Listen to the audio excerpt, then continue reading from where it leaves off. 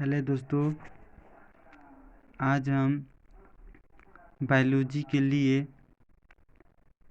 रोशन आनंद sir के PDF जो दरोगा टारगेट बैच का है, ठीक है, पढ़ाने जा रहे हैं, जो हम लोग सभी को परीक्षा में सफलता दिलाएगी। इसी दृष्टि से लाए हुए हैं। कम समय में ज़्यादा नॉलेज प्राप्त करने का हम लोग प्रयास करेंगे दोस्तों। ठीक है, तो चलते हैं अपने विषय वस्तु पर। टॉपिक का नाम है दोस्तों कोशिका विज्ञान। ठीक है, टॉपिक 1 है, चैप्टर 1 है कोशिका विज्ञान। ठीक है दोस्तों, कोशिका सभी जीवित अथवा जीवन के आधारभूत संरचनात्मक एवं क्रियात्मक इकाई है। कोशिका क्या है? क्वेश्चन पूछा जाता है कि जीवन के आधारभूत एवं संरचनात्मक एवं क्रियात्मक इकाई क्या है? तो कोशिका है। ठीक है दोस्तों,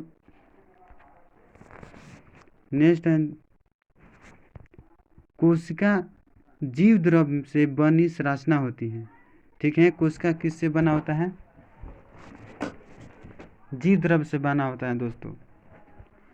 और इस जीव द्रव में कई कार्बनिक और अकार्बनिक यौगिक उपस्थित रहते हैं। ठीक है दोस्तों, आगे है सभी जीवों की कोशिका एक समान नहीं होती है। हाँ दोस्तों, सभी जो जीव हैं उनकी कोशिका एक समान नहीं होती हैं। अलग अलग सजीवों की कोशिका आकार, स्वरूप तथा संख्या एक दूसरे से काफ़ी अलग अलग होता है, भिन्न होता है। ठीक है दोस्तों, क्वेश्चन पूछा जाता है संसार की सबसे छोटी कोशिका। देखिए दोस्तों, संसार का बोला जा रहा है, तो संसार की सबसे छोटी कोशिका कौन है? तो माइकोप्लाज्म गैलीसेप्टिकामा। संसार की सबसे बड़ी कोशिका जो है शुतुरमुर्ग का अंडा। ठीक है दोस्तों, छोटी पूछी जाए तो माइक्रोप्लाज्म, अब बड़ी पूछी जाए तो शुतुरमुर्ग का अंडा। ये संसार का बात है दोस्तों। संसार शरीर की सबसे छोटी कोशिका, संसार में शरीर की, अगर शरीर में उपस्थित सबसे छोटी कोशिका देखा जाए तो वो मस्तिष्क में होता है दोस्तों। नाम क्या है? तो सेरिबेलम, सेरिबेलम या फिर ग्रेन्यूल कोशिका, जो कि शरीर को नियंत्रण करता है दोस्तों। ठीक है, वही मानव शरीर में सबसे बड़ी कोशिका पूछे जाए तो अंडाणु है, जिसे ओवा कहते हैं दोस्तों। ठीक है, मानव शरीर की सबसे लंबी कोशिका न्यूरॉन। सबसे लंबी कोशिका कौन है? न्यूरॉन। ठीक है, नेक्स्ट आगे देखते हैं दोस्तों, कोशिका का आकार एवं आकृति कैसी होगी?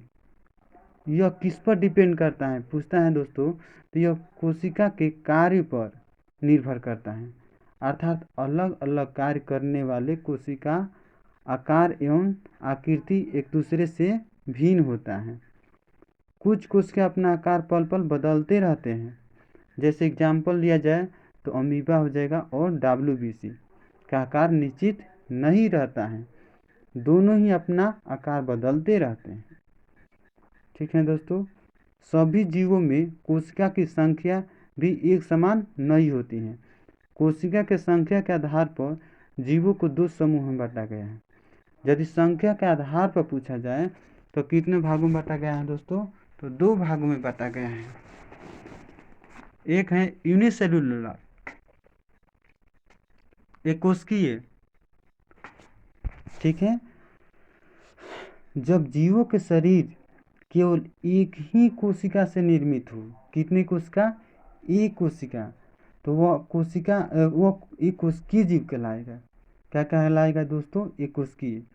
ये जीव आँखों से दिखाई नहीं पड़ते हैं, अर्थात हम कह सकते हैं कि जितने भी ये कोशिकीय जीव हैं वो आँख से नहीं दिखाई पड़ते। इन्हें देखने के लिए सूक्ष्मदर्शी की आवश्यकता होती है दोस्तों। जैसे में सूक्ष्म जीव, जितना भी माइक्रो ऑर्गेनिज्म जो है ना, माइक्रो यानी कि सूक्ष्म जीव, वो कैसे होते हैं? एक कोशिकीय होते हैं। ठीक है, अतः इसको हम आँख से नहीं देख सकते दोस्तों। आगे हैं मल्टी सेल्यूलर, बहुकोशिकीय। इन जीवों का शरीर अनेक कोशिकाओं से मिलकर बना है दोस्तों। ठीक है, जैसे सभी दिखने वाले सजीव जितना भी हम अपनी आंखों से सजीवों को देख सकते हैं वो सब मल्टी सेलुलोरा है। ठीक है, जिसको भी हम देख पाते हैं कैसा है, बहुकोशिकीय। ठीक है दोस्तों, आगे चलते हैं। भिन्न भिन्न कोशिका में कोशिका की संख्या कितनी होगी यह सजीवों के शरीर के आकार पर निर्भर करता है। शरीर का आकार जितना बड़ा होगा, शरीर का आकार जितना बड़ा होगा उन कोशिकाओं की संख्या उतनी ही अधिक होगी। अब देखा जाए कोशिका का विकास क्रम, कोशिका कैसे कैसे विकास किया है ये देख लेते हैं। तो 1590 शुरुआत होता है 1590 में, जब जेड जेनसन और जेनसन ने माइक्रोस्कोप की खोज किया, तभी से इसका शुरुआत हुआ। जब जेड जेनसन और एच जेनसन ने माइक्रोस्कोप की खोज की और उसके साथ ही कोशिका अध्ययन का मार्ग खुल गया। 1665 इसमें क्या हुआ, इसमें भी याद रखिएगा दोस्तों, शुरुआत कब से हुआ, 1590 से। इसके बाद क्या हुआ कि 1665 ईस्वी में रॉबर्ट हुक नामक द्वारा माइक्रोस्कोप से कोशिका की खोज हुई। ठीक है, वो कैसी कोशिका थी, निर्जीव मृत कोशिका की खोज हुआ था दोस्तों 1665 में रॉबर्ट हुक के द्वारा। कोशिका का नामकरण भी रॉबर्ट हुक के द्वारा ही किया गया दोस्तों। ठीक है, कोशिका सेल लैटिन शब्द से बना है जिसका शाब्दिक अर्थ होता है छोटा कमरा। कोशिका यानी सेल का मतलब क्या होता है, छोटा कमरा। किस शब्द से बना है दोस्तों, तो लैटिन शब्द से बना है। ठीक है, रॉबर्ट हुक ने कोशिका की खोज पेड़ की छाल, ठीक है, रॉबर्ट हुक कोशिका की खोज किससे किया था, कॉर्क से, यानी कि पेड़ की छाल से। कॉर्क कैसा होता है, मृत होता है। अतः हम कह सकते हैं कि रॉबर्ट हुक द्वारा खोजा गया कोशिका मृत कोशिका था दोस्तों। कैसा था, मृत कोशिका था। ठीक है, आगे देख लेते हैं 1683 लीवेनहैक 1683 ठीक है, 1683 में आ गए दोस्तों। क्या हुआ कि लीवेनहुक नामक वैज्ञानिक था। कौन थे, लीवेनहुक।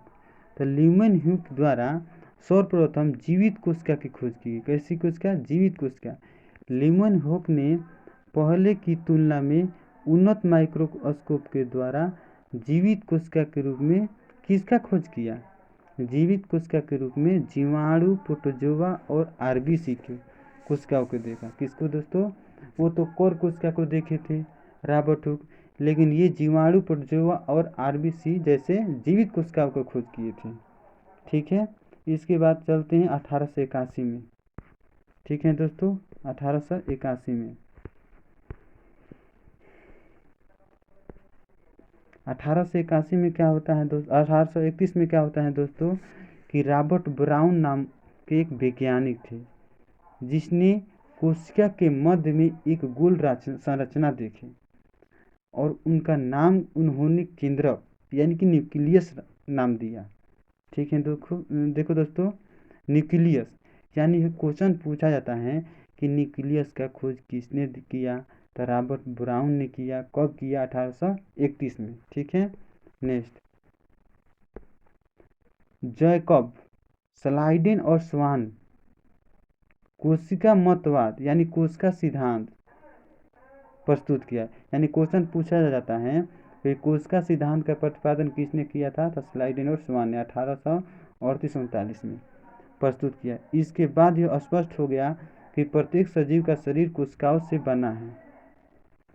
माने स्लाइडेन और स्वान के थ्योरी के बाद ही यह स्पष्ट हो पाया कि प्रत्येक सजीव का शरीर किससे बना है, कोशिकाओं से बना है। किससे बना है दोस्तों, कोशिकाओं से बना है। स्लाइडेन तथा स्वान के द्वारा प्रस्तुत कोशिका मतवाद की प्रमुख बातें। 1. प्रत्येक जीव का शरीर अथवा एक अथवा अनेक कोशिकाओं का बना होता है।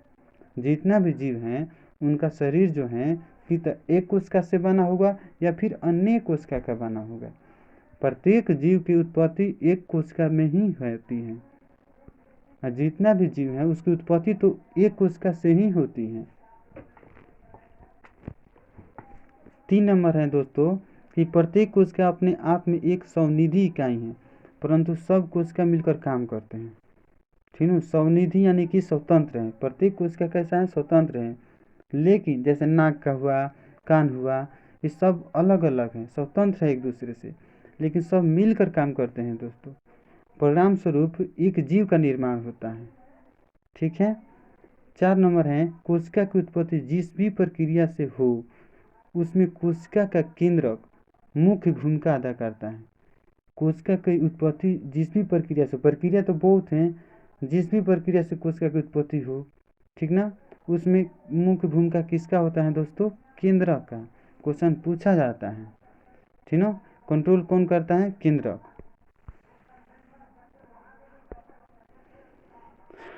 1839 पुरकिंजे नाम के वैज्ञानिक थे जिसने कोशिका में पाए जाने वाला अर्ध तरल दानेदार जीव द्रव यानी कि प्रोटोप्लाज्म, जीव द्रव को क्या बोलते हैं दोस्तों, प्रोटोप्लाज्म। इंग्लिश भी याद रखिएगा दोस्तों, डायरेक्ट इंग्लिश ही वर्ड पूछ देता है, आपको याद भी रहेगा तो नहीं बता पाइएगा, इसलिए हिंदी के साथ इंग्लिश भी याद रखिए।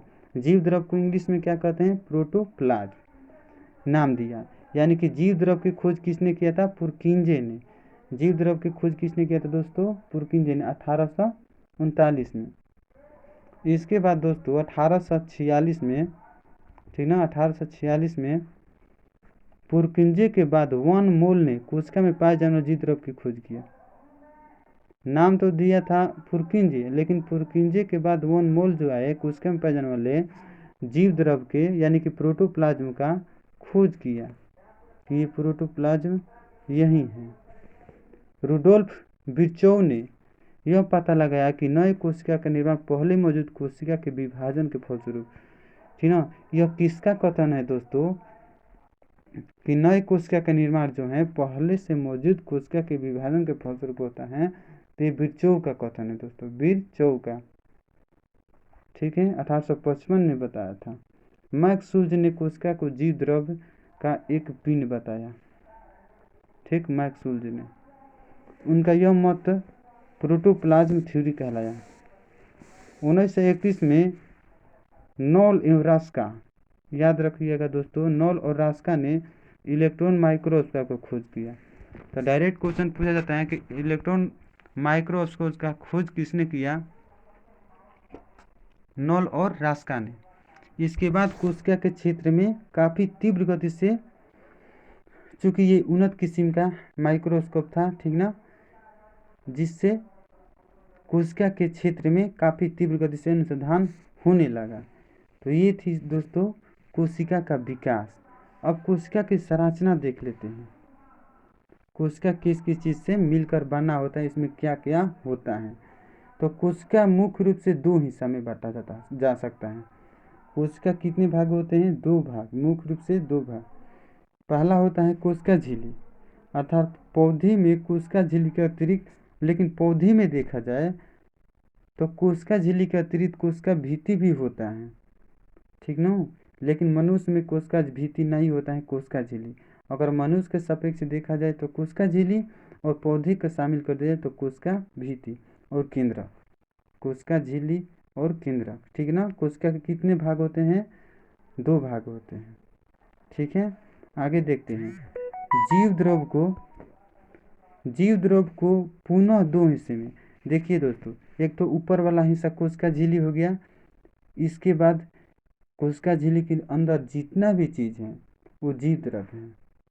अब जीव द्रव को भी बांटा जा सकता है 2 हिस्सों में, एक कोशिका द्रव हो गया और केंद्रक, कोशिका द्रव और केंद्रक। ठीक है दोस्तों, कोशिका द्रव और केंद्रक, यानी पूछा जाता है तो कोशिका द्रव जो है कौन भाग नहीं है, कोशिका द्रव का कौन भाग नहीं है, तो केंद्रक नहीं है। और जीव द्रव में कौन शामिल है, तो जीव द्रव में कोशिका द्रव और केंद्रक दोनों शामिल होता है। जीव द्रव में जो प्रोटोप्लाज्म कहते हैं, प्रोटोप्लाज्म, तो दोनों शामिल होता है। और साइटोप्लाज्म जो है उस कोशिका द्रव को बोलते हैं, इंग्लिश में साइटोप्लाज्म यानी कि कोशिका द्रव। तो साइटोप्लाज्म में ना केवल केंद्रक द्रव्य आता है और ठीक है दोस्तों, आगे देख लेते हैं। कोशिका द्रव्य, देखो साइटोप्लाज्म लिखा है, कोशिका द्रव्य यानी कि साइटोप्लाज्म में ढेर सारी संरचनाएं यानी रचनाएं स्ट्रक्चर बनी पाई जाती हैं। दो प्रकार के होते हैं ये रचनाएं जो पाई जाती हैं, कोशिका द्रव्य में ही पाई जाती हैं, ठीक है, जीव द्रव्य में नहीं। तो रचनाएं दो प्रकार की होती हैं, एक जीव द्रव्य रचनाएं जिसको ऑर्गेनाइज कहते हैं, ये जीवित होती है, इसके अंतर्गत जीवित रचनाएं आते हैं जिनमें बढ़ने और विभाजन की क्षमता होती है, चूंकि ये जीवित रहते हैं।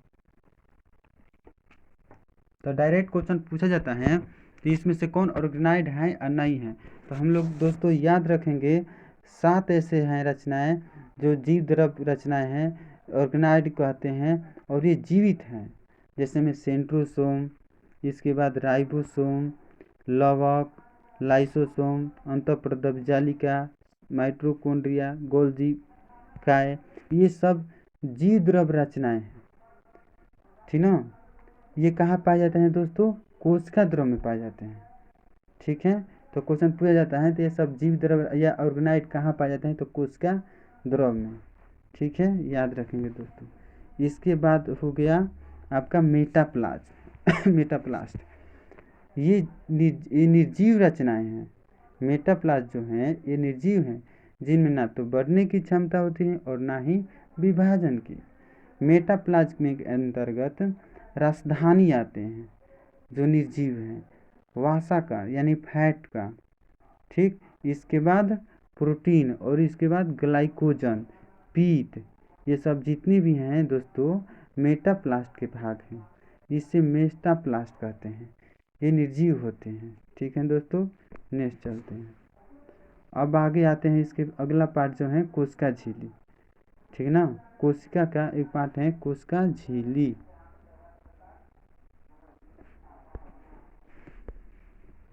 प्रत्येक कोशिका के चारों ओर बहुत सी पतली जीवित मुलायम लचीली झिल्ली होती है।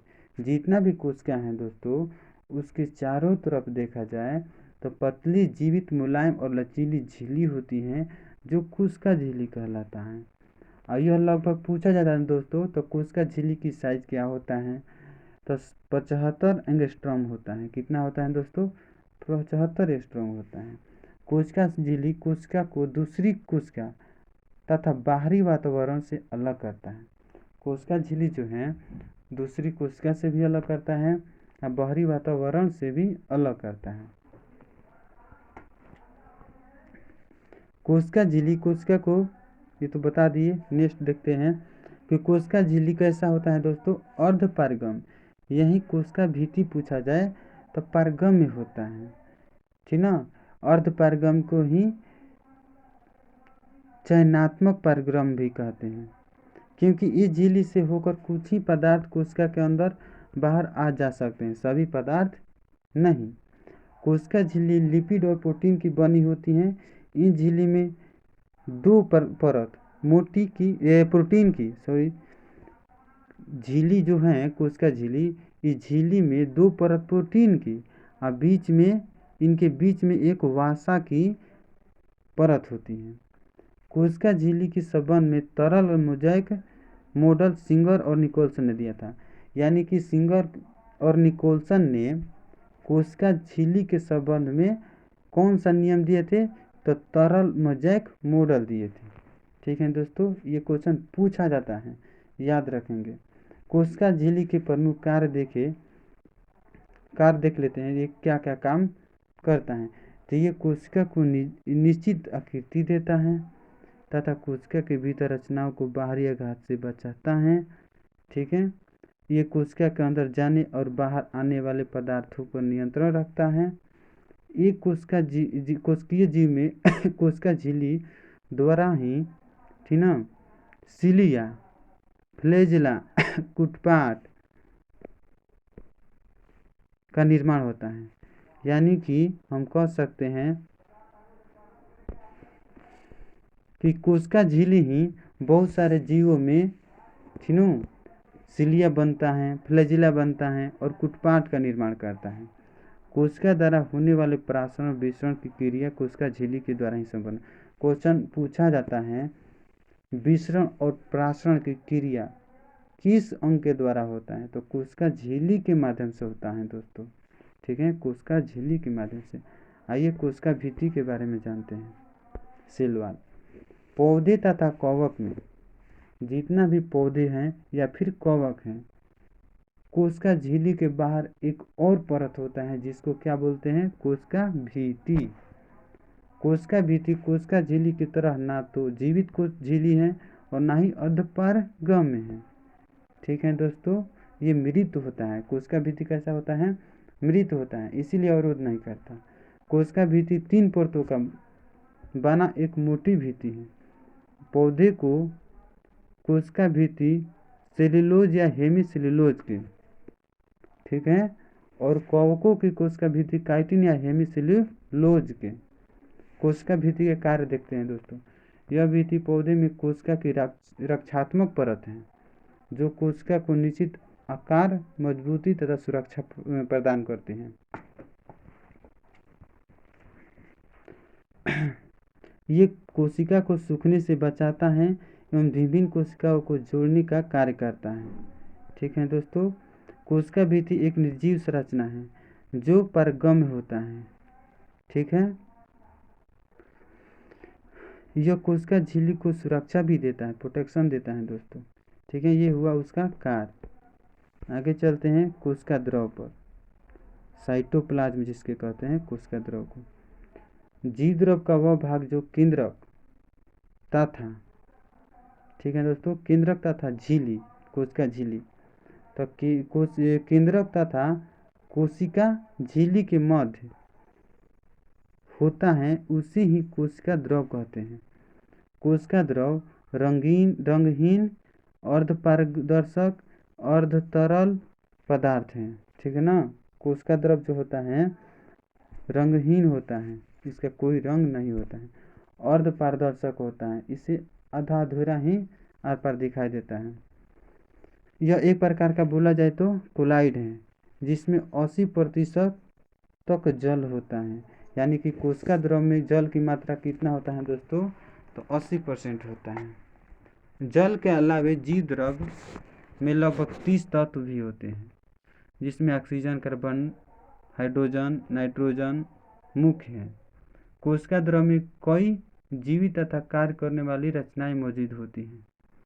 कोशिका द्रव में ही जीवित और कार्य करने वाली रचनाएं मौजूद होते हैं जिन्हें सेल ऑर्गेनल कहते हैं, यानी कि कोशिका अंग कहते हैं। ठीक है दोस्तों, आगे पढ़ते हैं अंतःप्रद्रव जालिका, एंडोप्लाज्मिक रेटिकुलम। यह महीन नालिका एवं जाल जैसी रचनाओं के रूप में कोशिका द्रव में पाई जाती है। यह रचना कहीं कहीं पर कोशिका झिल्ली से मिलती है तो कहीं कहीं पर केंद्रक झिल्ली से। ठीक है दोस्तों, ये अंतःप्रद्रव जालिका जो है ये महीन नलिका एवं जाल जैसी संरचना है के रूप में कोशिका द्रव में पाई जाती है। ये संरचना कहीं देखिए कोशिका झिल्ली से टच रहता है तो कहीं यह केंद्रक झिल्ली से, कोशिका झिल्ली से लेकर केंद्रक झिल्ली तक फैला हुआ होता है। ठीक है दोस्तों, तो क्वेश्चन पूछा जाता है कि कौन है जो कोशिका झिल्ली से केंद्रक झिल्ली तक फैला रहता है, तो अंतःप्रद्रव जालिका दोस्तों कहीं ना कहीं आपको पढ़ने को मिल जाएगा क्वेश्चन के रूप में। ठीक है दोस्तों, आगे देखते हैं कि यह संरचना लिपोप्रोटीन यानी कि लिपिड और प्रोटीन की बनी होती है। ठीक है दोस्तों, ये जो अंतःप्रद्रव जालिका है यह किसका बना होता है दोस्तों, तो लिपिड और प्रोटीन का। इसको याद रखेंगे दोस्तों, पूछा जाता है कौन किससे मिलकर बना होता है। तो अंतःप्रद्रव जालिका 2 प्रकार के होते हैं। पहला होता है, पूछा जाता है कि कितने प्रकार के होते हैं, तो एक तो होता है चिकनी अंतःप्रद्रव जालिका जिसको स्मोस्ट ईआर बोलते हैं, और दूसरा खुदरी। ठीक है दोस्तों, जो रफ यानी कि खुदरी जो होता है झिल्ली पर राइबोसोम के सूक्ष्म कण, यानी कि राइबोसोम के सूक्ष्म कण कहाँ पाया जाता है, तो अंतःप्रद्रव जालिका पर। और उसके 2 पार्ट हो जाते हैं, किस भाग पर, तो ये खुदरी वाली पर पाए जाते हैं। जबकि जो स्मूथ पर राइबोसोम उपस्थित नहीं रहता है। अपनी विशेष संरचना के कारण अंतःप्रदब जालिका को कोशिका का कंकाल तंत्र कहता है। ठीक है दोस्तों, इसकी संरचना इतना विशेष है तो इसको कंकाल तंत्र कहते हैं। पहले बताए थे दोस्तों कि इसका विस्तार जो देखा जाए तो कोशिका झिल्ली से लेकर केंद्रक झिल्ली तक होता है दोस्तों, इसीलिए इस कोशिका को ताने रहता है कंकाल तंत्र के जैसा। ठीक है, आगे चलते हैं। अतः क्वेश्चन पूछा जाता है कि इसे कोशिका का कंकाल तंत्र बोला जाता है, तो हम बता सकते हैं दोस्तों कि अंतःप्रदब जालिका को इस संरचना की खोज सर्वप्रथम पोर्टर, क्लाउडेड और फुलम ने किया था। अगर पूछा जाए क्वेश्चन कि अंतःप्रदब जालिका का सर्वप्रथम किसने खोजा था, तो पोर्टर, क्लाउडेड और फुलम ने। जबकि प्रथम बार नामकरण किया गया तो कौन वैज्ञानिक जुड़े हैं इससे, पोर्टर और कालमैन। ठीक है दोस्तों, अंतःप्रदब जालिका वर्तमान समय में एर्गोस्टोप्लाज्म भी कहा जाता है, यानी कि एर्गोस्टोप्लाज्म वर्तमान में किसका अन्य नाम है, तो अंतःप्रदब जालिका का ही वर्तमान नाम है दोस्तों। और इसका कार्य देखा जाए कि अंतःप्रदब जालिका का कार्य क्या है, तो यह कोशिका परिवहन का कार्य करता है। ठीक है दोस्तों, चूँकि हम लोग जानते हैं कि इसका विस्तार जो है कोशिका झिल्ली से लेकर केंद्रक झिल्ली के हैं, अतः पथ प्रदर्शक का कार्य करता है, परिवहन का कार्य करता है। ठीक है, चूँकि पथ पर ही तो परिवहन होता है। अंतःप्रदब जालिका के ये नाली के जैसा होता है, इसमें द्रव भरा होता है दोस्तों, इसी द्रव के माध्यम से परिवहन होता है, अतः इसको परिवहन कह सकते हैं। अंतःप्रदब जालिका के नली में तरल पदार्थ, देखिए दोस्तों लिखा है ना, तरल द्रव भरा रहता है, जिसमें यह कोशिका द्रव के भिन्न भिन्न हिस्सों में वितरित करती रहती है। ठीक ना। कोशिका द्रव में अंदर प्रोटीन का परिवहन मुख्यतः अंतर्द्रव जालिका द्वारा ही होता है। अगर कोशिका द्रव के अंदर प्रोटीन का परिवहन होता है तो मुख्य रूप से किससे होता है, द्रव्य नलिका द्वारा ही होता है, इसी द्रव्य नलिका के द्वारा होता है। ठीक ना। चिकनी अंतर्द्रव्य जालिका तथा कोलेस्ट्रॉल के संश्लेषण में भाग लेता है। चिकनी जो है किसका संश्लेषण में भाग लेता है दोस्तों, तो वसा और कोलेस्ट्रॉल के। जबकि खुदरी का बात किया जाए दोस्तों तो ये प्रोटीन का संश्लेषण में मदद करता है। अंतःप्रदब जालिका उन कोशिकाओं में अधिक होता है जिसमें प्रोटीन, वसा एवं हार्मोन का संश्लेषण होता है। ठीक है, जहाँ पर जिस कोशिका में प्रोटीन, वसा और हार्मोन का संश्लेषण होता है वहाँ पर अंतःप्रदब जालिका उपस्थित रहता है। मनुष्य में देखा जाए तो यकृत, अग्नाशय के कोशिका में अंतःप्रदब जालिका की संख्या अधिक होती है, क्योंकि यहाँ पर इसका कार्य होता है प्रोटीन वसा हार्मोन का।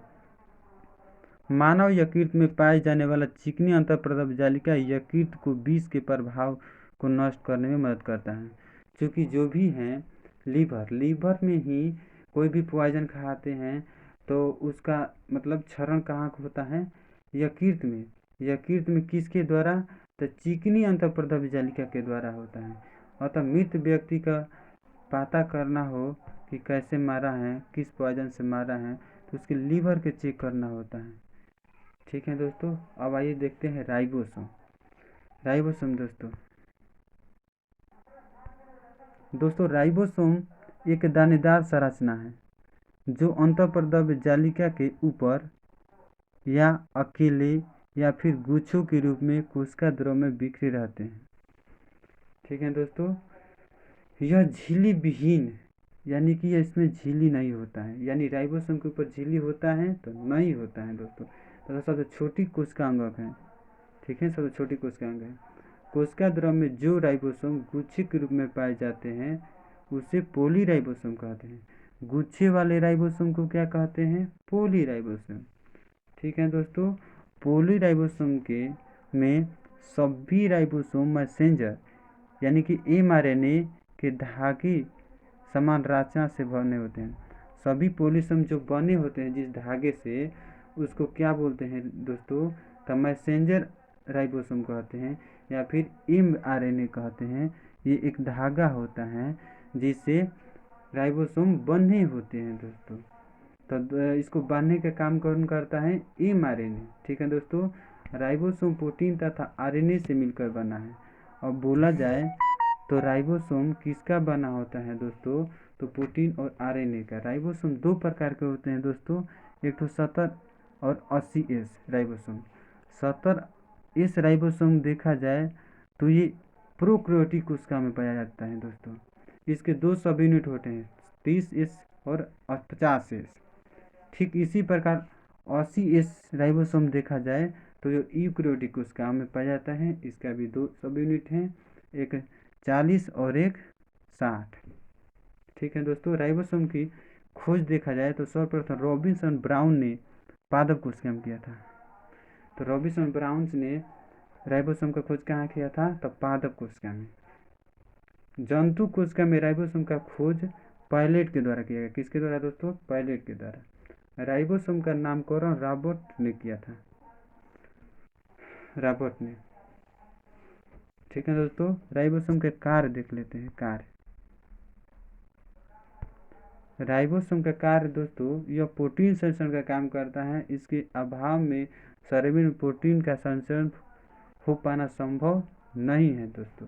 राइबोसोम को प्रोटीन का फैक्ट्री भी कहा जाता है दोस्तों। क्वेश्चन पूछा जाता है कि प्रोटीन का फैक्ट्री किसे बोलते हैं? तो राइबोसोम के।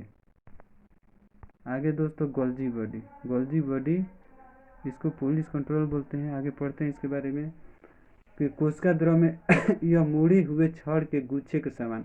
क्वेश्चन पूछा जाता है कि कोशिका द्रव में मुड़े हुए छड़ के गुच्छे के समान दिखाई देने वाला कौन सा अंग है? तो गोल्जी बॉडी। कौन है दोस्तों? गोल्जी बॉडी, मुड़े हुए छड़ के समान।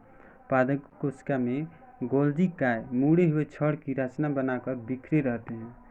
ठीक है दोस्तों, बिखरे रहते हैं, जिसे डिक्टियोसोम कहते हैं। डिक्टियोसोम कहते हैं। डाल्टन तथा फेलिक्स नामक वैज्ञानिक ने पूरे गोल्जी काय की संरचना को 3 भागों में बांटा है। सिस्टर्नी, सिस्टर्नी, छोटे ट्यूबुलस एवं फेलिक्स तथा बड़ी राजधानी। ठीक है दोस्तों, डाल्टन और फेलिक्स नामक वैज्ञानिक ने पूरे गोल्जी बॉडी की संरचना को कितने भागों में बांटा है? तो 3 भागों में।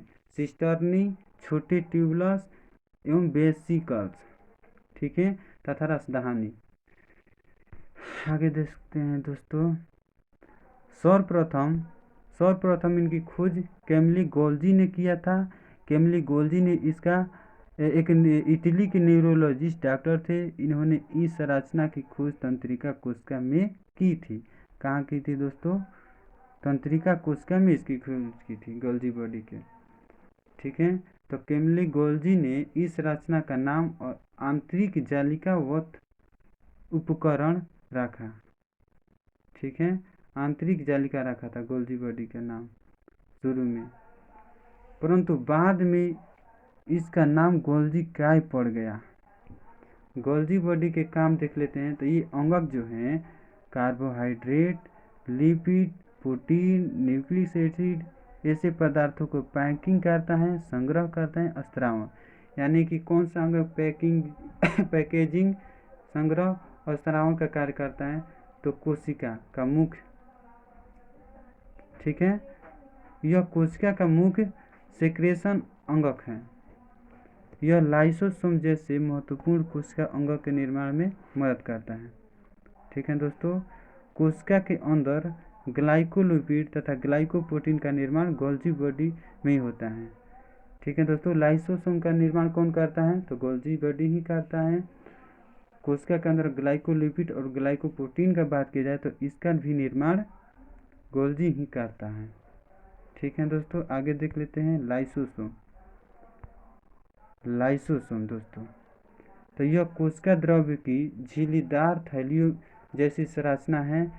इस थैली की आकृति हमेशा एक जैसी नहीं रहती है। यह बहुरूपता को दर्शाता है, पॉलीमरिज्म को दर्शाता है दोस्तों।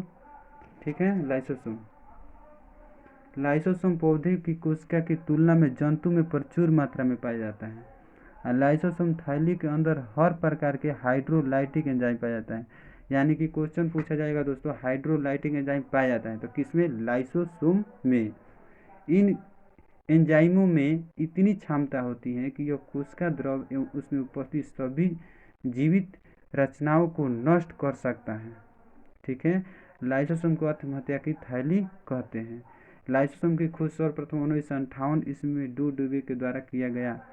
ठीक ना, डी डुबे को इस कार्य हेतु 1974 ईस्वी में नोबेल पुरस्कार भी दिया गया था। दोस्तों लाइसोसोम के प्रमुख कार्य देख लेते हैं। लाइसोसोम का कार्य है, यह कोशिका अंगों के टूटे फूटे भाग को पाचित करता है, डाइजेस्ट, कोशिका द्रव को साफ रखता है।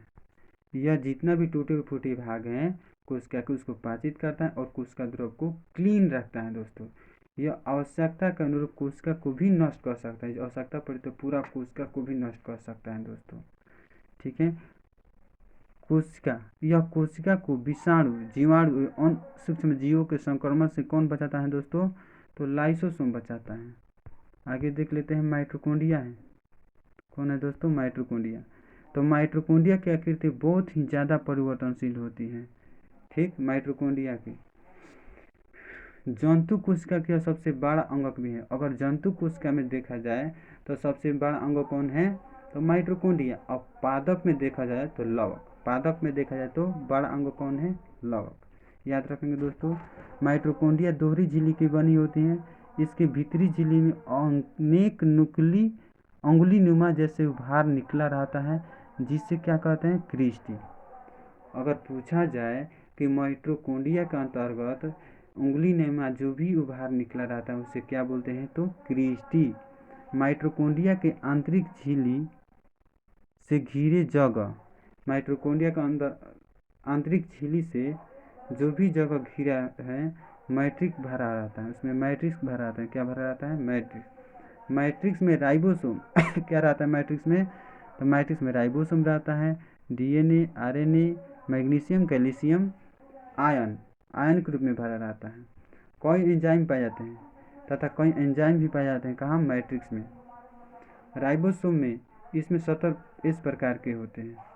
राइबोसोम, माइटोकॉन्ड्रिया में राइबोसोम 17 इस प्रकार के होते हैं।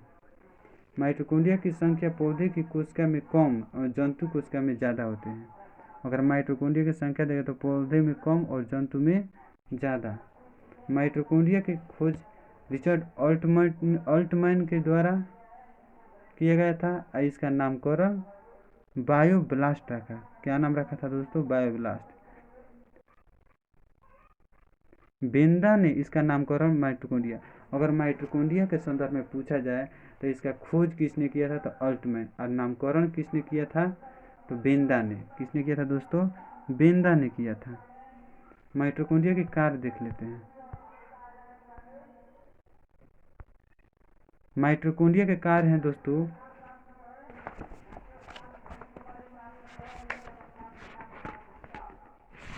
ठीक है दोस्तों, कोशिकीय श्वसन की प्रक्रिया यहाँ संपन्न होती है। ठीक है,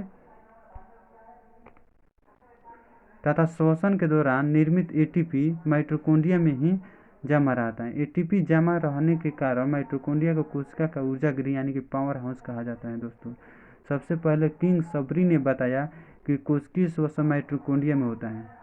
सर्वप्रथम किसने बताया था कि कोशिकीय श्वसन माइटोकॉन्ड्रिया में होता है? ये तो होता ही है, लेकिन किसने बताया था? ठीक, तो किंग सबरी ने बताया था। किसने बताया था? किंग सबरी ने बताया था। दोस्तों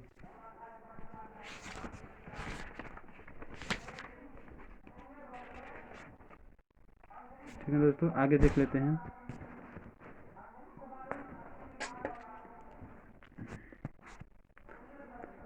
एटीपी जमा, आगे वाला, सबसे पहले किंग सबरी ने बताया था कि कोशिका श्वसन माइटोकॉन्ड्रिया में होता है। ठीक है, वारबर्ग ने कोशिकीय श्वसन के लिए उत्तरदायी एंजाइम की खोज माइटोकॉन्ड्रिया में किया। वारबर्ग ने कोशिकीय श्वसन के लिए जो भी एंजाइम की आवश्यकता होती है तो उस एंजाइम की खोज माइटोकॉन्ड्रिया में किया। किसने? वारबर्ग ने। वो कहाँ रहता है एंजाइम? माइटोकॉन्ड्रिया में। आगे देख लेते हैं दोस्तों लवक प्लास्टिड। लवक केवल पौधे में की कोशिका में पाया जाता है। लवक कहाँ पाया जाता है? पौधे कोशिका में। यह कोशिका में पाए जाने वाले सबसे बड़ी कोशिकांग है। ठीक है, जैसे जंतु में कौन था? माइटोकॉन्ड्रिया। तो पादप में कौन है? लवक। लवक में खास वर्णक होता है। जो भी लवक होता है उसमें खास पिगमेंट पाया जाता है। वो वर्णों के आधार पर देखा जाए तो इसको 3 भाग में बांटा गया है। पहला है हरित लवक, जिसको इंग्लिश में क्लोरोप्लास्ट कहते हैं। वर्णी लवक क्रोमोप्लास्ट कहते हैं। इसके बाद अवर्णी लवक ल्यूकोप्लास्ट। तो देखते हैं हरित लवक को।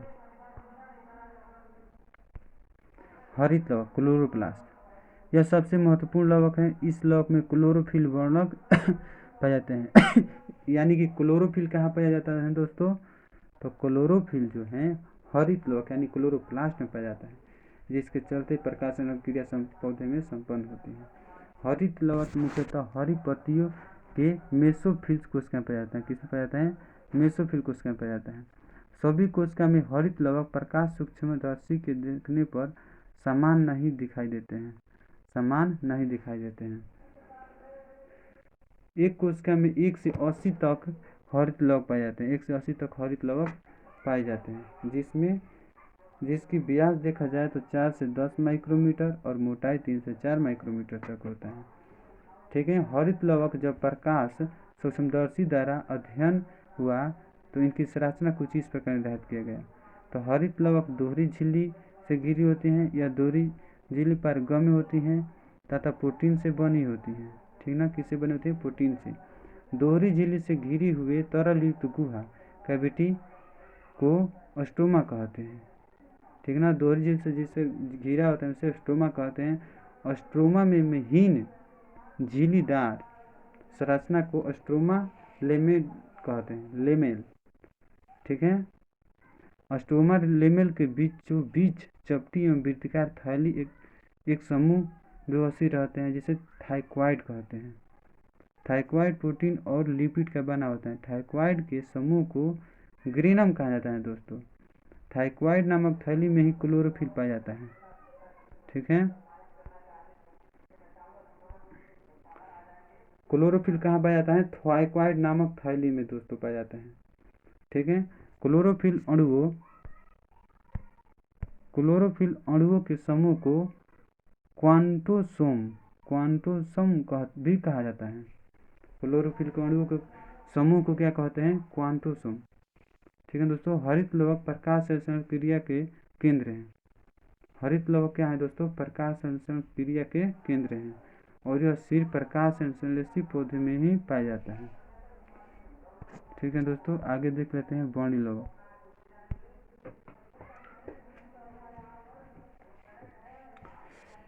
इसे रंगीन लवक कहते हैं।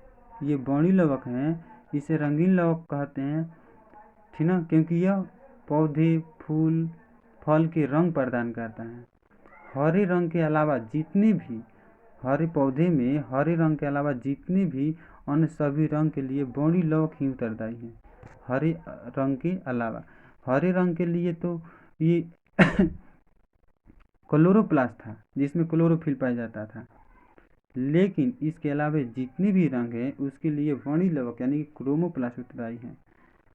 भिन्न प्रकार के वर्णी लवक देखा जाए, जैसे गाजर का नारंगी रंग कैरोटीन के चलते होता है। हल्दी का पीला रंग जेंथोफिल के चलते। पपीते का पीला रंग कैरिका जेंथिम के चलते। और टमाटर का लाल रंग लाइकोपीन के चलते। और सेब का लाल रंग एंथोसाइनिन के चलते होता है दोस्तों। सभी रंगों के लिए उत्तरदायी वर्णी लवक वसा में घुलनशील होते हैं। जितने भी लवक हैं रंग वाला लवक, वो सभी वसा में घुलनशील हैं तथा मुख्य रूप से फूल एवं फलों में पाए जाते हैं। यानी कि वर्णी लवक के बोला जाए तो कहाँ पाए जाते हैं? फूल और फल में पाया जाता है। गौरतम लव है कि मतलब है कि हरित लवक वर्णी लवक के रूप में परिवर्तित हो सकता है। ठीक ना, हरित लवक जितना भी है वर्णी लवक में, यानी कि हरित लवक जो था ना क्लोरोप्लास्ट क्रोमोप्लास्ट में परिवर्तित हो सकता है। तथा बड़ी लवक हरित लवक में। अर्थात ये भी कह सकते हैं कि तीनों प्रकार के लवक जो है ना आपस में परिवर्तित हो सकते हैं आवश्यकता पड़ने पर। ठीक है दोस्तों, अब ये देख लेते हैं अवर्णी लवक। तो ल्यूकोप्लास्ट, यह लवक पौधे के उन भागों की कोशिका में पाए जाते हैं जो सूर्य के प्रकाश से वंचित रहते हैं। जड़ भूमिगत तना, जैसे में आलू प्याज। भूमिगत तना, आलू प्याज क्या है दोस्तों? भूमिगत तना है। जड़ भूमिगत तना, तो देखिए ताना जो है आलू है और प्याज जड़ है में लवक मुख्य रूप से पाए जाते हैं। कौन लवक? तो अवर्णी लवक। यह लवक विभिन्न प्रकार के पोषक पदार्थों को संग्रह करते हैं तथा यह लवक कई प्रकार के होते हैं। जैसे में देखा जाए तो अगर स्टार्च संग्रह करने वाला, जिसमें स्टार्च का संग्रह होता है एमाइलोप्लास्ट, उसको क्या बोलते हैं दोस्तों? एमाइलोप्लास्ट। जो प्रोटीन का संग्रह करते हैं प्रोटोप्लास्ट। जो प्रोटीन संग्रह करने वाले और हैं एरियोप्लास्ट। इसके बाद वासा वाला के एलायोप्लास्ट। ठीक है दोस्तों, एलायोप्लास्ट। नेक्स्ट चलते हैं तरकाय, जिसको सेंट्रोसोम कहते हैं। यह संरचना केवल जंतु में पाया जाता है। तरकाय जो है क्रोमोसोम कहाँ पाया जाता है दोस्तों? क्रोमोसोम में पाया जाता है। तरकाय जो है जंतु में पाया जाता है। इलेक्ट्रॉन संवेदनशील से देखने पर यह केवल बेलन जैसा दिखता है। कैसे दिखता है दोस्तों? बेलन के जैसा दिखता है और इनके चारों ओर वृत्तीय क्रम में व्यवस्थित धागे जैसी संरचना होती है। इस संरचना को एस्ट्रल रे कहते हैं। एस्ट्रल रे, धागे की समान संरचना जो पाया जाता है तरकाय में, एस्ट्रल रे कहते हैं। प्रत्येक सेंट्रोसोम के अंदर एक या दो कण जैसी संरचना पाई जाती है, जिसे सेंट्रियोल कहते हैं। इसे क्या कहते हैं? सेंट्रोसोम के अंदर एक या दो कण जैसी संरचना पाई जाती हैं, सेंट्रियोल कहते हैं। ये कहाँ पाए जाते हैं? तरकाय में, यानी सेंट्रोसोम। सेंट्रोसोम का नामकरण बोवेरी ने किया था। किसने? सेंट्रोसोम का नामकरण बोवेरी ने किया था। सेंट्रोसोम जंतु कोशिकाओं की कोशिका में विभाजन में मदद करते हैं। यानी सेंट्रोसोम का कार्य देखा जाए दोस्तों तो इसका कार्य है कोशिका विभाजन करना, कोशिका का विभाजन करना। आगे देख लेते हैं रसधानी, जो मेटाप्लास्ट के अंतर्गत आता है। मेटाप्लास्ट के अंतर्गत है, यानी कि निर्जीव है रसधानियाँ, वेकुल्स। राजधानी कोशिका की निर्जीव रचनाएं हैं। लिखा गया है कैसा है? निर्जीव है। राजधानी मुख्य रूप से पौधे की कोशिका में पाई जाती है। कहाँ पाई जाती है दोस्तों? राजधानी जो है पौधे की कोशिका में पाई जाती है और बड़ी बड़ी जंतु कोशिका में काफ़ी छोटी होती है या नाक के बराबर होता है दोस्तों। होती भी हैं तो छोटी या फिर नहीं होती है। राजधानी थैली समान आकृति है जो चारों ओर से झिल्ली द्वारा घिरा होता है। इस झिल्ली को टोनोप्लास्ट कहते हैं। टोनोप्लास्ट किसे कहते हैं? इस झिल्ली को जिससे यह राजधानी घिरा रहता है। टोनोप्लास्ट अर्धपरगम है। कैसा है? अर्धपरगम है। पौधे की राजधानियाँ में कोशिका भरा होता है। कोशिका रस कहाँ भरा होता है? राजधानी में। कोशिका रस पौधे की कोशिका में जीव द्रव्य का निर्माण करता है। कोशिका रस जो है पौधे की कोशिका में जीव द्रव्य का निर्माण करता है। किसका निर्माण करता है? जीव द्रव्य का निर्माण करता है। यानी कि जीव द्रव्य का निर्माण कौन करता है? राजधानी ही करता है दोस्तों। राजधानी जंतु कोशिका में जल संतुलन बनाए रखता है। अगर पौधे में जिस तरह का जल द्रव्य का निर्माण करता है, उसी तरह राजधानी जंतु में जल संतुलन को बनाए रखने में मदद करता है या फिर कार्य करता है।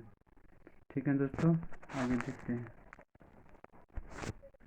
कुछ एक कोशिकीय जीव जैसे प्रोटोजोआ कैसा जीव है? एक कोशिकीय जीव की राजधानी संकुचनशील होती है और यह राजधानी शरीर के अपशिष्ट पदार्थों को संग्रह कर बाहर निकालने में मदद करता है। ठीक है, जो प्रोटोजोआ के अंतर्गत राजधानी पाए जाते हैं, ठीक ना, वह संकुचनशील राजधानी है। वह इसलिए है कि शरीर के अंदर जो भी अपशिष्ट पदार्थ हैं उसको बाहर निकालने के लिए। ठीक है, कोशिका द्रव में पाए जाने वाले कुछ नवीन रचनाओं का पता जीव वैज्ञानिकों ने लगाया है, जो इस प्रकार है।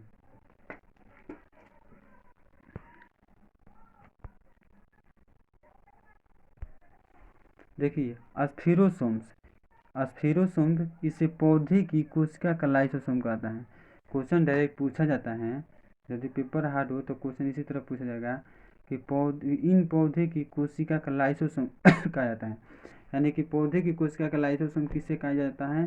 तो स्फीरोसोम को कहा जाता है। यह वसा का संश्लेषण और संग्रह करता है। वसा का संश्लेषण और संग्रह कौन करता है? स्फीरोसोम, जो कि पौधे की कोशिका का लाइसोसोम है। कोशिका पंजर,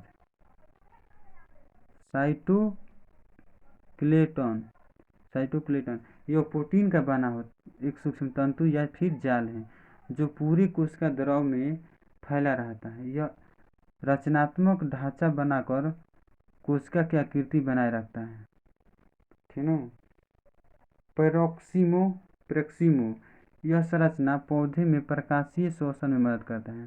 पेरोक्सीमो जो है पौधे के अंतर्गत प्रकाशीय शोषण जो होता है ना, प्रकाश की उपस्थिति में शोषण, उसमें मदद करता है। इसके कारण कोशिका में हाइड्रोजन परऑक्साइड का भी उत्पादन होता है। यानी कि पेरोक्सीमो के चलते हाइड्रोजन परऑक्साइड का निर्माण होता है। माइक्रोट्यूबुलस यह छोटी छोटी नलिकाएं संरचना है जो पूरी कोशिका द्रव में फैली होती है। यह रचना कोशिका को गति कराने में सहायक है। कोशिका का जो भी गति प्राप्त होता है माइक्रोट्यूबुलस के द्वारा ही प्राप्त होता है। अब न्यूक्लियस, आइए दोस्तों न्यूक्लियस पे आते हैं। न्यूक्लियस यह एक केंद्रक की संरचना में निम्नलिखित भाग पाए जाते हैं। ठीक है, केंद्रक पढ़ना है ना। तो सभी जीवित कोशिकाओं के कोशिका द्रव के मध्य गोलाकार अंडाकार आकृति होता है मध्य में, जिसे केंद्रक कहते हैं। केंद्रक गोलाकार एवं अंडाकार आकृति के अलावा वृक्क किडनी आकृति के भी, घोड़े के पैर आकृति के भी होते हैं। कुछ जीव कोशिकाओं में केंद्रक नहीं भी होते हैं। कुछ जीव कोशिकाओं में 2 भी केंद्रक होते हैं, जबकि कुछ में 2 से कोई भी अधिक भी होते हैं। सभी जीवित कोशिकाओं का केंद्रक एक समान नहीं होता है। केंद्रक की आकृति कोशिका कार्य पर निर्भर करता है। ठीक है, केंद्रक की आकृति किस पर डिपेंड करता है? तो उसके कार्य पर डिपेंड करता है। एक केंद्रक के संरचना में निम्नलिखित भाग पाए जाते हैं। केंद्रक झिल्ली कौन है? केंद्रक झिल्ली यह दोहरी परत की बनी झिल्ली है जो केंद्रक के चारों ओर रहता है। दोहरी परत वाली झिल्ली के बीच के खाली जगह पेरीन्यूक्लियर स्पेस कहते हैं। केंद्रक झिल्ली की बाहरी परत अंतःपरत जालिका से, जबकि भीतरी परत क्रोमेटिन नेटवर्क से जुड़ा रहता है। केंद्रक झिल्ली में कई छिद्र होते हैं, जिन छिद्रों से कोशिका द्रव तथा केंद्रक द्रव के बीच पोषण पदार्थों का आदान प्रदान होता है। नेक्स्ट है 8 नंबर पेज पे आगे हैं 2 नंबर केंद्रक द्रव। 2 नंबर क्या है? केंद्रक द्रव। केंद्रक के भीतर पाए जाने वाले जीव द्रव को ही केंद्रक द्रव कहते हैं। यह द्रव मुख्य रूप से प्रोटीन, फास्फोरस, न्यूक्लिक अम्ल किसे कहते हैं? डीएनए आरएनए को न्यूक्लिक अम्ल कहते हैं सम्मिलित रूप से। ठीक है दोस्तों, तो केंद्रक द्रव जो है मुख्य रूप से प्रोटीन, फास्फोरस, न्यूक्लिक अम्ल पाए जाते हैं। क्रोमेटिन जाल, केंद्रक द्रव में महीन धागे का बना जाल क्रोमेटिन जाल कहा जाता है। यह जालिका कोशिका विभाजन के समय काफी स्पष्ट रूप से दिखाई देता है। कब दिखाई देता है? कोशिका विभाजन के समय। क्रोमेटिन जालिका histone protein, non histone protein और डीएनए आरएनए से मिलकर बना है। क्रोमेटिन जाल जो है हिस्टोन प्रोटीन, क्रोमेटिन जालिका जो है हिस्टोन प्रोटीन और नॉन हिस्टोन प्रोटीन का बना होता है।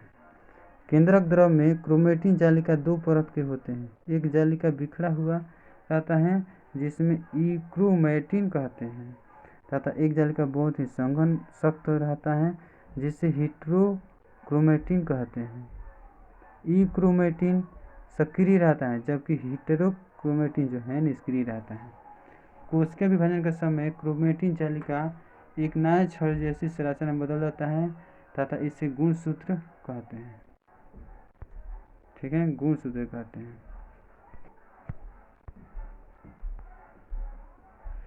केंद्रिका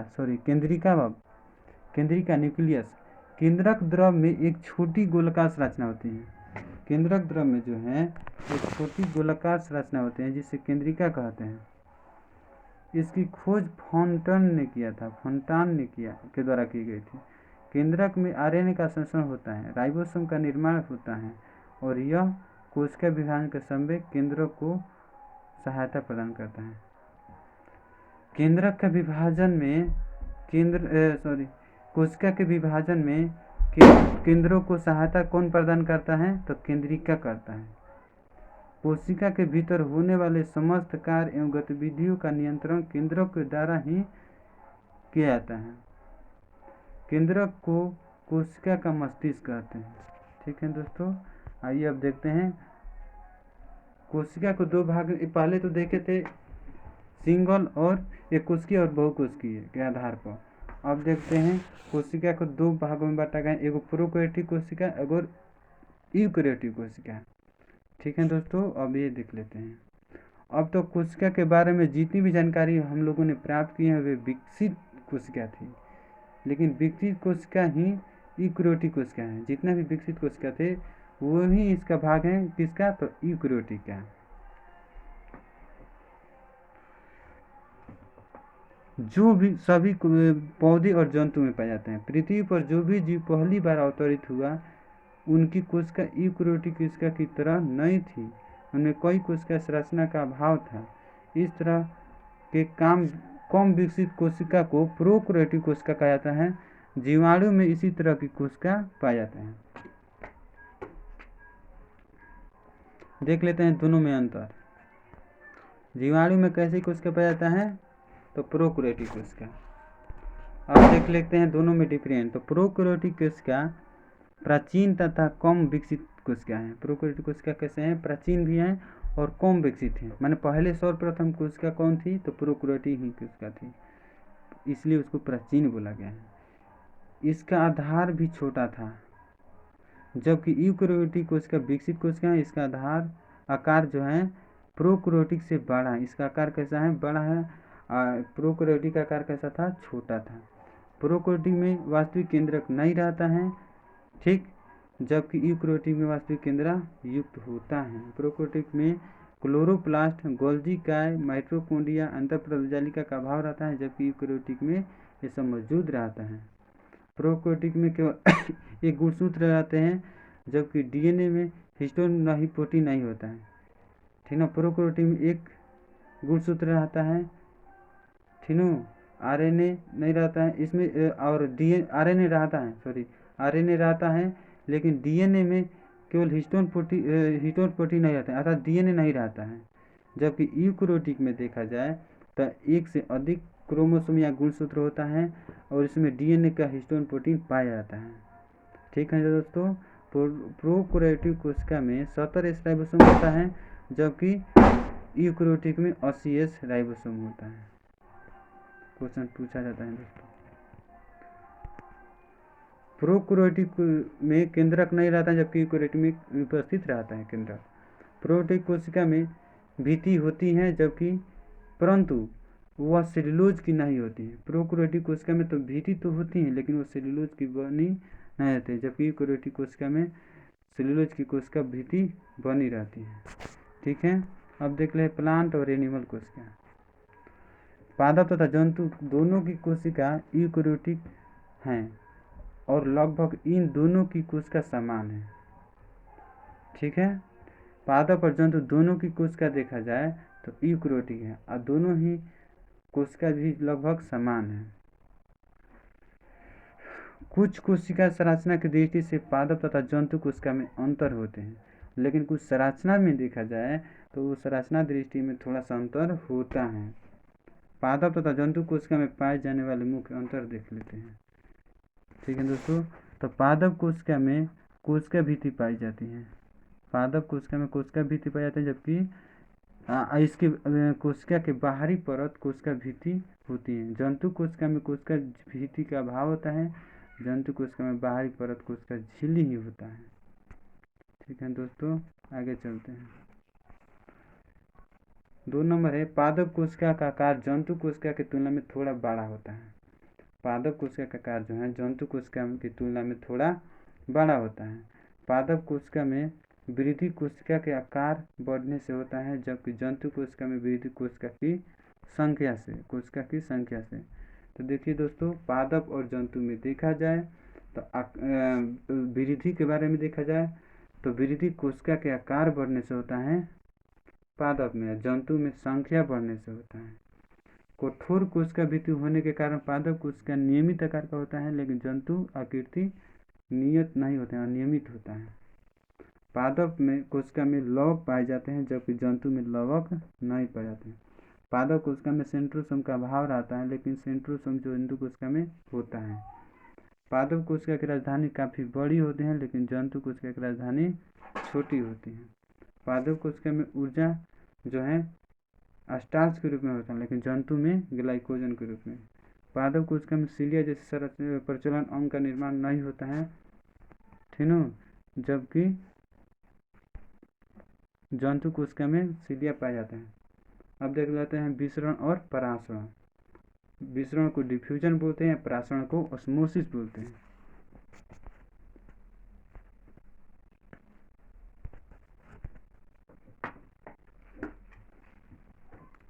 पोषक पदार्थों का सजीवों के प्रत्येक कोशिका में पहुंचाना, जितना भी पोषक पदार्थ हैं उसको सजीव के प्रत्येक कोशिका में पहुंचाना तथा कोशिका में अनुपयोगी हानिकारक पदार्थों को बाहर निकालना अत्यंत आवश्यक है। इन कार्य हेतु सजीवों में परिवहन तंत्र बने रहते हैं। पदार्थों को परिवहन में विसरण और परासरण की भूमिका काफ़ी महत्वपूर्ण है। विसरण और परासरण के द्वारा ही ऊर्जा खर्च किए बिना किए परिवहन का कार्य संपन्न होता है। यानी कि विसरण और परासरण के माध्यम से बिना ऊर्जा खर्च किए ही खनिज या पोषक पदार्थों का परिवहन हो जाता है। अब देखते हैं डिफ्यूजन यानी कि विसरण। द्रव, गैस तथा विलेय के अणुओं का उनके अधिक सांद्रता वाले क्षेत्र से कम सांद्रता वाले क्षेत्र की ओर गति विसरण कहलाता है। विसरण की यह क्रिया तब होती है जब तक पदार्थों के अणु प्राप्त स्थान में समान रूप से नहीं फैले जाए।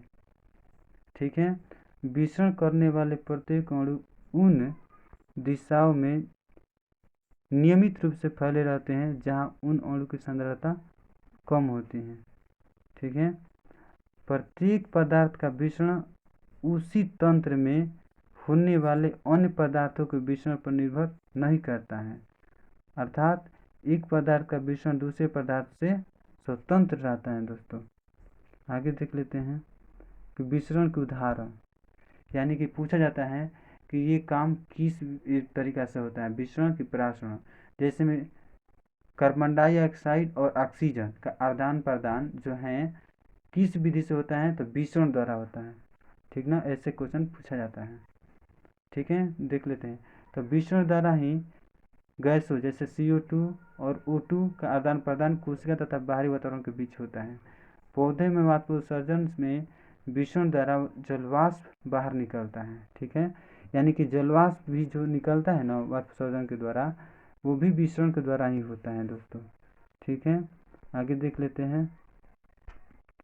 विभिन्न पोषक पदार्थों को बाहरी वातावरण से, अगर वातावरण से लेना हो तो कोशिका विसरण के द्वारा ही ग्रहण करता है। इत्र की शीशी कमरे में खोलने पर इसकी सुगंध विसरण के द्वारा ही पूरे कमरे में फैलती है। स्वच्छ जल से भरे बर्तन में इंक डालने पर इंक जल के संपूर्ण भाग में समान रूप से फैल जाता है। यह विसरण के कारण ही होता है दोस्तों। ठीक है, विसरण की क्रिया धीमी गति से होती है तथा इसके लिए कोशिका का जीवित होना जरूरी है। यानी कि विसरण की क्रिया धीमी गति से तो होती है, लेकिन इसके लिए कोशिका का जीवित होना चाहिए। ठीक ना, यानी कि विसरण की क्रिया जीवित कोशिका में होता है। विसरण द्वारा स्थानांतरण एक कोशिका से दूसरे कोशिका में या कम दूरी तक ही होती है। विसरण की दर पदार्थ के आकार पर निर्भर करता है। छोटे आकार के पदार्थों का विसरण तेजी गति से होता है और बड़े आकार में धीमी गति से होता है। ठीक है दोस्तों, विसरण की क्रिया जो है उसके आकार पर डिपेंड करता है। बड़े आकार में तेजी से या छोटे आकार में, बड़े आकार में धीमी गति से होता है दोस्तों, और छोटे आकार में तेजी से होता है। ठीक है, अब परासरण देख लेते हैं। तो परासरण की क्रिया में जल के अणु अर्धपारगम्य झिल्ली के द्वारा जल के अधिक सांद्रता वाले क्षेत्र से जल के कम सांद्रता वाले क्षेत्र की ओर गमन करता है। ठीक है, परासरण की क्रिया बिना अर्धपारगम्य झिल्ली के संभव नहीं है।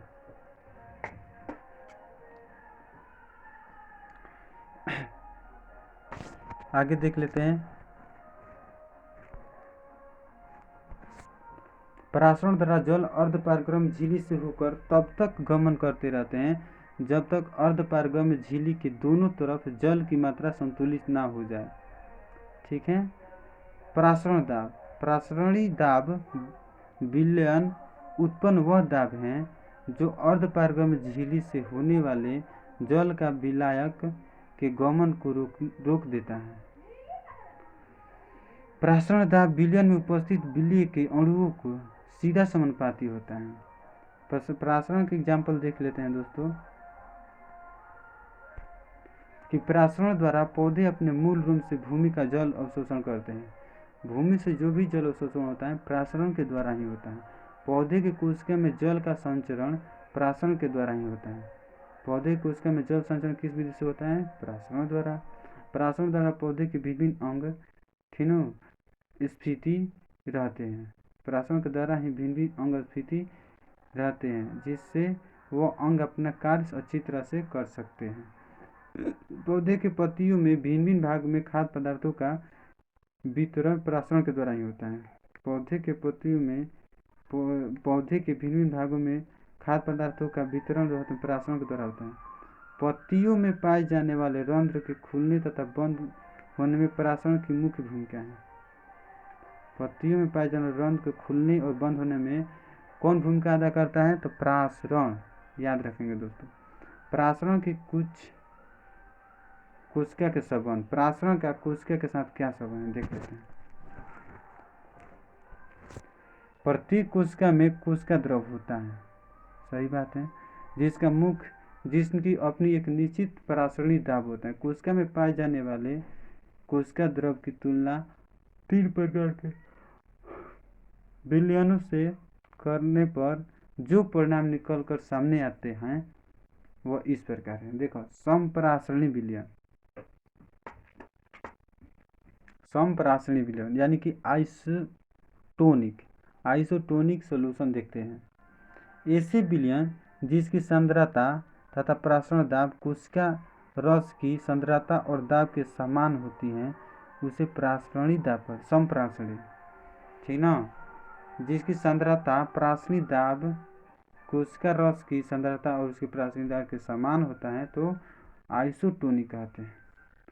समपरासरणी विलयन में कोशिका को रखने पर जल का कोई आदान प्रदान नहीं होता है, फलस्वरूप कोशिका के आकार तथा वजन में कोई परिवर्तन नहीं होता है।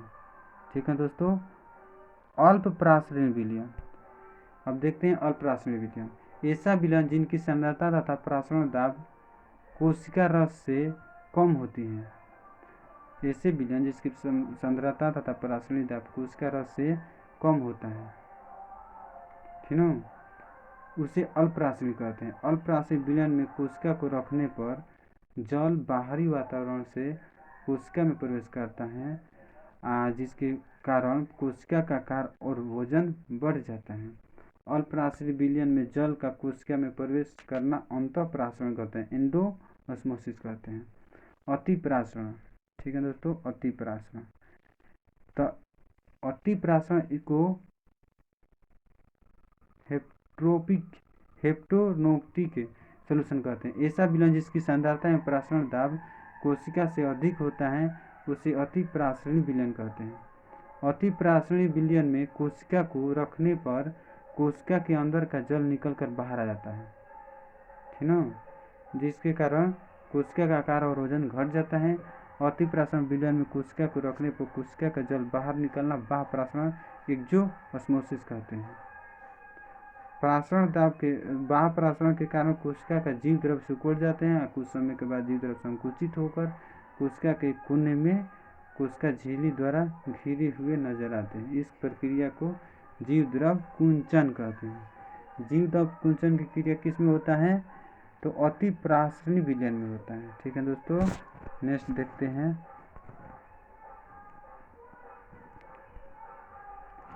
कुछ अन्य महत्वपूर्ण पर देख लेते हैं। अंतःशोषण। अंतःशोषण इम्बाइबिएशन। अंतःशोषण एक विशेष प्रकार के विषय जिसमें गोंद, स्टार्च, जिलेटिन, लकड़ी, सूखे बीज जल अधिशोषित कर फूल जाते हैं। अंतःशोषण में क्या होता है कि जितना भी सूखा चीज़ है, ठीक ना, उसमें जल में रखने पर वह अधिशोषित होकर फूल जाते हैं। सक्रिय परिवहन, एक्टिव ट्रांसपोर्ट। जब कोशिका के स्थानांतरण में ऊर्जा खर्च होता है तो इस परिवहन को सक्रिय परिवहन कहते हैं। ठीक है दोस्तों, इस प्रकार का होता है। विसरण और प्रासरण जो है एक्टिव ट्रांसपोर्ट नहीं है, निष्क्रिय प्रासरण यानी पैसिव ट्रांसपोर्ट। जब ऊर्जा का परिवहन बिना पदार्थों का परिवहन बिना ऊर्जा खर्च की होता है तो इसे निष्क्रिय परिवहन कहते हैं। ठीक है, जैसे विसरण प्रासरण। एंडोसाइटोसिस। ठीक है, एक कोशिकीय जीव जैसे अमीबा की कोशिका झिल्ली का लचीलापन कोशिका को इस योग्य बना देता है कि वो बाहरी वातावरण से भोजन का ग्रहण कर सके। कोशिका झिल्ली द्वारा संपन्न इस कार्य को एंडोसाइटोसिस कहते हैं। ठीक है दोस्तों, एंडोसाइटोसिस कहते हैं। ठीक है, आगे देखते हैं जीव द्रव कुंचित, डिप्लोस्मोलाइसिस। जीव द्रव कुंचित कोशिका का अगर अल्पप्रासरणी विलयन में रख दे तो अंतःप्रासरण के कारण, ठीक है, जीव द्रव पुनः अपने पहले वाले स्थिति में प्राप्त कर लेता है। इस प्रक्रिया को जीव द्रव कुंचन कहते हैं। अब देखते हैं कोशिका विभाजन। सर्वप्रथम कोशिका सिद्धांत से यह स्पष्ट हुआ कि नए कोशिका का निर्माण पहले की मौजूद कोशिकाओं के द्वारा ही और उनमें केंद्रक की भूमिका सर्वाधिक महत्वपूर्ण है। पुराने अथवा पैतृक कोशिका से नए अथवा संतति कोशिका का निर्माण होना ही कोशिका विभाजन कहलाता है। जीवन की निरंतरता कोशिका विभाजन पर ही निर्भर है, क्योंकि कोशिका विभाजन के द्वारा ही नए कोशिका बनता है, पुनः कोशिका का समूह बनता है और अंततः जीव का निर्माण होता है। ठीक है दोस्तों, जीवन की निरंतरता कोशिका विभाजन पर ही निर्भर है। पहले कोशिका विभाजन के द्वारा नए कोशिका बनता है और पुनः कोशिका का समूह बनता है, अतः जीवन का निर्माण होता है। अंततः कोशिका विभाजन 3 प्रकार के होते हैं, असूत्री, समसूत्री और अर्धसूत्री। इंग्लिश में बोले तो एमाइटोसिस, माइटोसिस और मेयोसिस। ठीक है दोस्तों, असूत्री विभाजन यानी कि एमाइटोसिस से डिवीजन। ठीक है दोस्तों, आगे देखते हैं।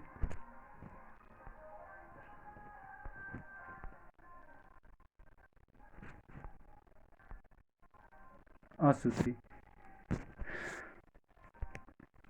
देखिए दोस्तों, इस विभाजन में सबसे पहले केंद्रक लंबा होता है और फिर बीच में टूट जाता है। असूत्री में क्या होता है, पहले लंबा होता है केंद्रक और बीच में टूट जाता है। इस तरह एक केंद्रक से 2 केंद्रक बन जाते हैं।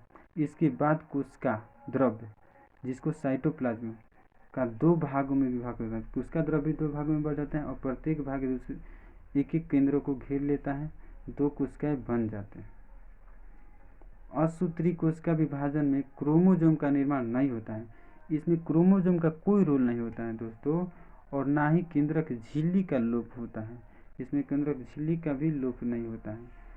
कुछ जीवाणु तथा रोगग्रस्त कोशिका में असूत्री विभाजन होता है। जीवाणु में कौन सा विभाजन देखने को मिलता है, असूत्री। जीवाणु में असूत्री और रोगग्रस्त कोशिका में भी असूत्री विभाजन होता है। अब देख लेते हैं समसूत्री विभाजन। समसूत्री विभाजन, इस कोशिका विभाजन की खोज वाल्टर फ्लेमिंग ने किया था। यह कोशिका विभाजन जंतु तथा पौधे की कई कोशिका में होते हैं। समसूत्री कोशिका विभाजन के 2 अवस्था हैं। समसूत्री विभाजन के देखा जाए तो 2 अवस्था है। यह जंतु और पौधे की कई कोशिकाओं में होता है। माने समसूत्री विभाजन किससे होता है, डायरेक्ट बोल सकते हैं कई कोशिकाओं में होता है। कहाँ होता है, कई कोशिकाओं में। समसूत्री विभाजन कितनी अवस्था होता है, 2। एगो होता है कैरियोकिनेसिस। कैरियोकिनेसिस इस अवस्था में कोशिका के केंद्र का विभाजन होता है। इस अवस्था में देखा जाए कैरियोकिनेसिस विभाजन में केंद्र का विभाजन होता है। कैरियोकिनेसिस अवस्था 4 अवस्था से गुजरता है। और अवस्था बोले तो कैरियोकिनेसिस 4 अवस्था से गुजरता है। यह 4 अवस्था क्रम में इस प्रकार है: प्रोफेज, मेटाफेज, एनाफेज और टेलोफेज। ठीक है। दूसरा अवस्था है साइटोकिनेसिस। कैरियोकिनेसिस के बाद दूसरा है साइटोकिनेसिस।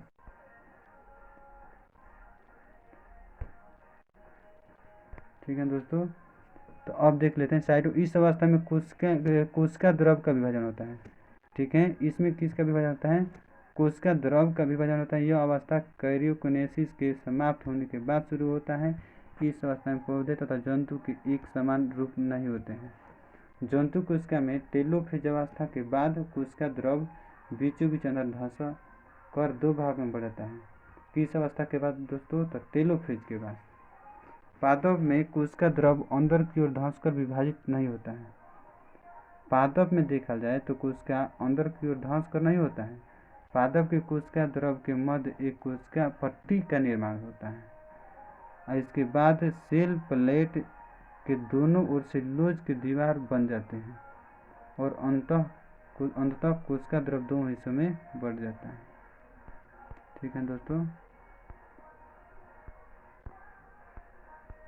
आगे देख लेते हैं।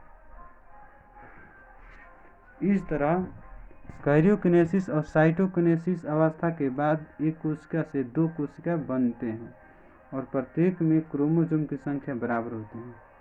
यानी कि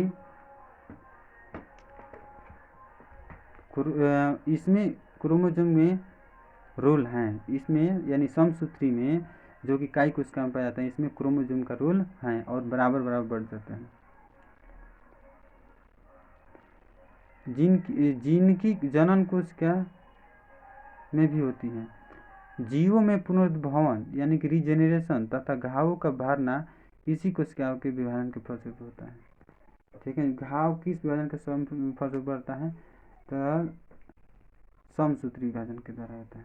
और सूत्री विभाजन देखा जाए मियोसिस, तो यह विभाजन जनन कोशिकाओं के परिपक्व हो जाने पर होता है और यह विभाजन जनन कोशिका में ही होता है। जनन कोशिका में पाया जाने वाला विभाजन कौन सा है? और सूत्री। इसके फलस्वरूप अगुणित युग्मक हैं, जैसे में क्रोमोसोम कोशिका, अंडाणु कोशिका, जो जनन की प्रक्रिया में होने वाले निषेचन में भाग लेते हैं। और सूत्री विभाजन 2 चरण में संपन्न होता है। पहला चरण को रिडक्शन डिवीजन या मियोसिस फर्स्ट और दूसरा चरण जो है होमोटाइप्स डिवीजन मियोसिस 2। ठीक है, और सूत्री विभाजन 2 चरण में होता है, बता दिए। और सूत्री विभाजन का रिड्यूशन डिवीजन या प्रथम विभाजन निम्न अवस्था में गुजरता है: प्रोफेज 1, मेटाफेज 1, एनाफेज 1, टेलोफेज 1। और सूत्री विभाजन में रिडक्शन डिवीजन प्रथम चरण के प्रोफेज 1 अवस्था निम्नलिखित चरण में गुजरता है: लिप्टोटोन, जाइगोटोन, पेक्टोटोन, पिप्लोटोन, डाइकनेसिस। रिडक्शन डिवीजन समाप्त होने पर कोशिका द्रव विभाजित होकर 2 अनुजात कोशिका बनाता है। 2 कोशिका में गुणसूत्र की संख्या समान होती है परंतु अगुणित होती है। ठीक है, मियोसिस अवस्था माइटोसिस अवस्था की तरह ही संपन्न होता है। ठीक है, मियोसिस अवस्था की तरह ही संपन्न होता है। इस द्वितीय चरण में निम्नलिखित अवस्थाएं होती हैं। ठीक है, prophase 2, metaphase 2, anaphase 2, telophase 2। Meiosis 2 संपन्न होने पर भी 2 नए संतुलित कोशिका बनती हैं जिनमें गुणसूत्र की संख्या समान होती है परंतु अगुणित होती है। मियोसिस डिवीजन के दोनों चरण समाप्त होने पर एक कोशिका में 4 कोशिका का निर्माण होता है। मियोसिस डिवीजन जो होता है ना, इसमें एक कोशिका से कितने कोशिका का निर्माण होता है? तो याद रखेंगे दोस्तों 4। समसूत्री में 2 लेकिन इसमें 4 होता है। मियोसिस डिवीजन में बने अगुणित कोशिकाएं निषेचन के दौरान आपस में मिलकर जाइगोट बनाता है, द्विगुणित कोशिका में बदल जाता है। इस तरह गुणसूत्रों को आपस में मिलने से इसमें नवीनता आती है, जो सजीवों की विभिन्नताएं यानी कि वेरिएशन उत्पन्न करते हैं। यही विभिन्नताएं पृथ्वी पर विकासवाद का कच्चा पदार्थ है। ठीक है दोस्तों, तो ये हमारा थ्योरी का पोर्शन कंप्लीट हुआ। नेक्स्ट वीडियो में इससे रिलेटेड जितना भी क्वेश्चन है 140 क्वेश्चन लेकर आएंगे और देखते हैं कितना हम लोग सॉल्व कर पाते हैं। इससे रिलेटेड जो भी परीक्षा क्वेश्चन पूछा जाएगा दोस्तों, हम इजीली सॉल्व कर लेंगे। ठीक है, थैंक यू।